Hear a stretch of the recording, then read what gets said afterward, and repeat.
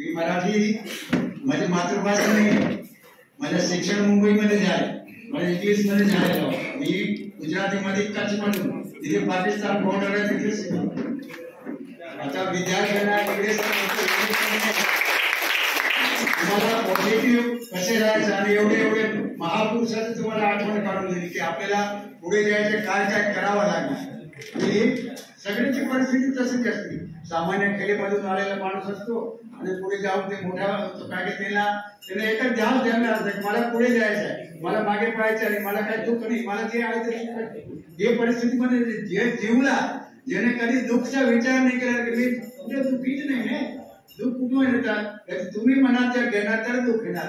हे मला दुःखच नाही की जे हा एक परिस्थिती माझ्या आज नाही तर उद्या चांगली होणार आणि होऊन जाते. त्याच्यामध्ये माणूस मार्ग काय.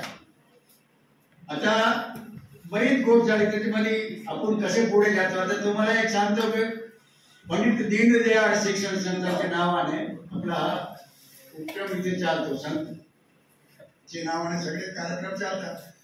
हा संस्था त्याने उघडली, स्वतःच्या नावाने का नाही उघडली, स्वतःचा परिचय असलं त्याच्या नावाने का उघडली. त्याने पंडित दीनदयाळ का नाव घेतलं. सध्या ते नाही आपल्या इथे घेतली. ते दादाराव आपले दांडगे साहेब होते, वरुड मध्ये सुरुवात केली, ते लवकर निघून गेले. नंतर ते पूर्ण धुरात त्यावेळेला हरिभाऊच्या हातात आले, नानाच्या हातात. हरिभाऊ आपल्या भागामधून निवडून गेले, MLA आहे, मध्ये फार मोठी पोस्ट मध्ये त्याने पूर्ण कारभार सांभाळला, 5 वर्ष पूर्ण काढला. म्हणजे तुम्हाला त्याच्या हाताने आपले बरेच विद्यार्थ्यांना पारितोषिक मिळाले. मी नानाला विचारलं, नाना तुमच्याकडे एवढा पद आहे, विद्यार्थ्यांना कल्पना नाहीये की तुम्ही हे पद म्हणून हे विद्यार्थीला एवढं देतात का. माझं विद्यार्थीला काही कल्पना नाही. अरे एवढं मोठं पद सभापती असताना आपल्या हाताने हे सगळे मेळ पारितोषिक सगळे आता दिलं ना, असे दिले होते. नानाचे बद्दल तुम्हाला होतं एक सामान्य शेतकरी. आता नाना असतात मी बोललो नसतो, नाना समोर काय पण बोलत नाही, काय आता कोणाचं करायचे नाही, वावा करायचे नाही. मग एक खरी स्थिती आहे. आता आपण म्हणतो की अब्दुल कलाम साहेबांनी पेपर विचार, तसे नानाने सायकल फिरून फिरून पेपर विकले.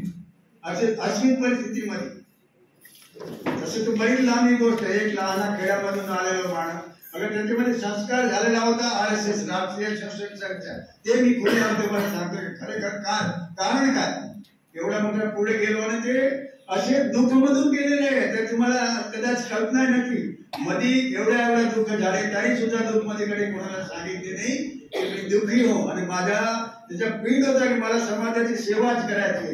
त्याने जिथे जिथे हे आपल्या पंडित दीनदयाळ नावाची संस्था सुरू केली शिक्षणाची, कधी आपला विचार नाही की माझ्या नावाने की माझ्या नातेवाईकांच्या नावाने. जिथे जे जे आहे की म्हणजे जे घरचे आहे की त्यांच्या नावाने त्याने संस्था आपले सुरुवात केली. सगळे जेवढे त्याच्यामध्ये सहभागी आहेत त्याने तेच विचार केला. नानाने कारखाना सुरू केला. आपण पाहतो की कारखाना आपल्या नातेवाईकांच्या नावाने असताना कारखाना सुरू केला. मी स्वतः त्याचे मतलब साक्षीदार आहे. मी माझ्या युद्धडून का केली बोले हा विद्यार्थी वेळा शुगर केन मतलब गणा हे भागामध्ये 4 किलो आता नाही आहे. जे वेळा ते टाकलं ना ते वेळा आपल्याला सत्ता आली होती, सगळे ओपन केले की आपल्या कारखाना एक जिल्ह्यामध्ये एक कारखानाचे ठरले होते की भाई हा भागामध्ये एक कारखाना आला पाहिजे. कारखाना टाकला. नाम काय दिले कारखान्याचं, संभाजी राजे साखर उद्योग नाम दिला असता. बागडेकर नानाचा कोणाला नाम दिला आला असता. मग एक असे व्यक्तीचे मतलब एक सुरवीर असे योद्धा ज्याच्या नावाने नाव दिला. दुसरा तिथे एक नगर बसवला.